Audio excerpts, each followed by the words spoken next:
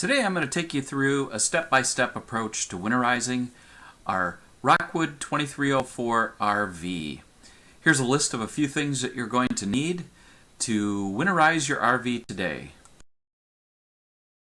This is the Rockwood Mini Lite 2304. You can see I've already put the wheel covers on for today. First we're going to shut off the propane, so check your propane tanks and turn each tank off.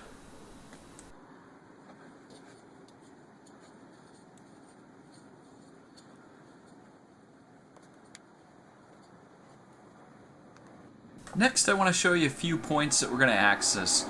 Here's the input valve from your freshwater tank. Next, the shower, your tires and wheels, your gray water and your black water drainage tanks, your hot water heater,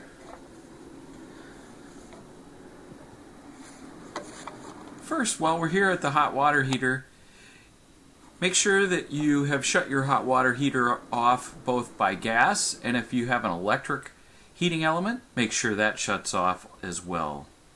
Let's head inside and see a few things that we're going to work on today. The kitchen sink, the toilet, the shower area, the bathroom sink. Here's the access panel to the hot water heater. Under cabinet of the bathroom sink. We'll have to remove that panel so we can access the inline water filter for the camper. You'll need a number 2 screwdriver or a Phillips screwdriver. Remove the screw and remove the panel. This will give you access to the water filter system. Next, I'm going to remove the panel to the hot water heater, and I'm going to set the valves to bypass the hot water heater. You notice I closed the valves for the inline and the outline going in and out of the hot water heater, and I opened the valve in between. This will effectively bypass the hot water heater and eliminate any antifreeze from accessing the hot water heater. Once we've got the bypass valve set on the hot water heater, I like to open the faucet on the bathroom sink and relieve the pressure from the water system. This will make it easier when we go to unscrew the casing from the water filter bracket. Notice I can do it by hand without using the wrench. To use the wrench in this tight fitting space can be a little difficult. I also put a tray or some paper towels under the water filter, just in case I spill a little water. Once we've got the casing and the filter removed, this O-ring, you'll want to keep track of that. If you empty the water or the filter out, that can get lost. Let's head outside and find the low point drains. You'll want to remove the caps. You see the black caps there on each end. And just let the water drain from those.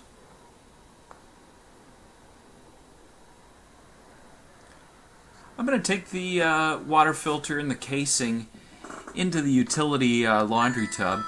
Notice I am keeping track of the O-ring. Just remove the filter, set it aside. I let it dry for about 3-4 days before I store it. Empty the water from the water filter casing. And I like to put maybe 2 pints into of RV antifreeze into the water filter casing. It just makes it easier when I'm putting the casing back in.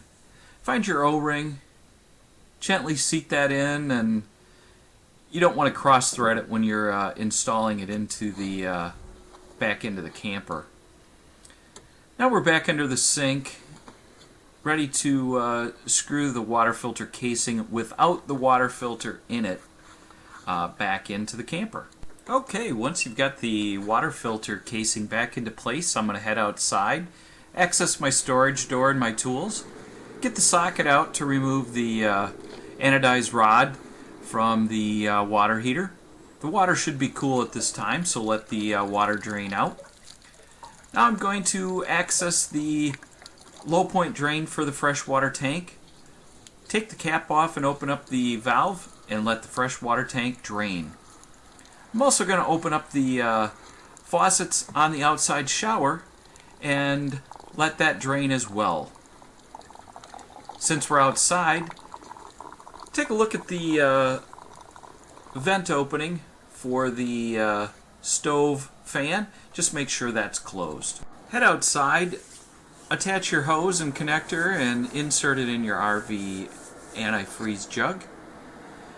Turn on your fresh water pump and introduce antifreeze into the system.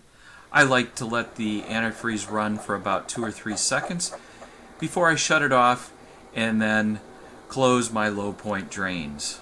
I'm now fully prepared to introduce antifreeze into the freshwater system. I make sure that I've got 2 fresh full jugs of antifreeze, double check my water heater, head in, turn the freshwater pump on, and let the system pressurize. You can hear the pump in the background and it shut off.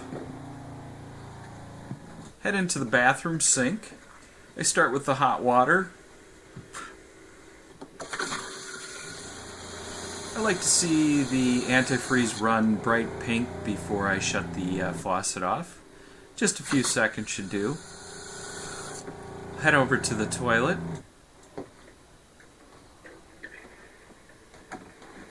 I like to run a little extra in the toilet just to get some antifreeze into the holding tank, have that mix well with any liquid. We're going to drain the holding tank a little later. Head into the shower.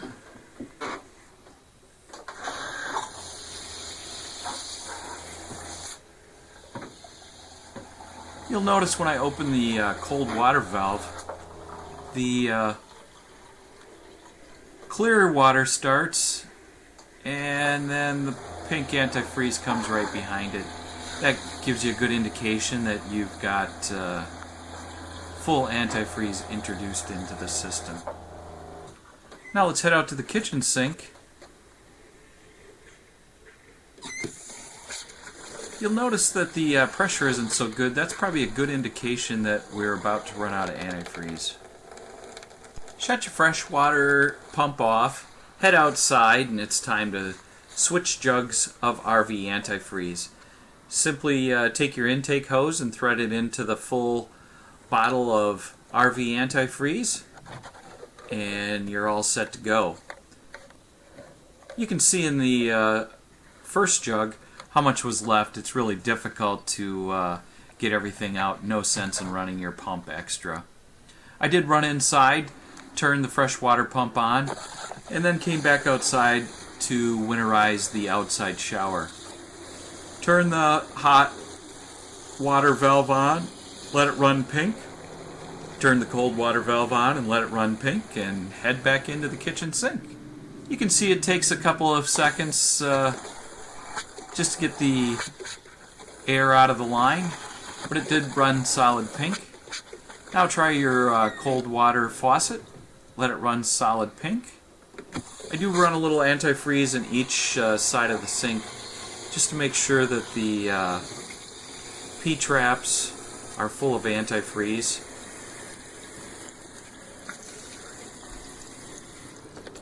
And that should be it. Shut your freshwater pump off, and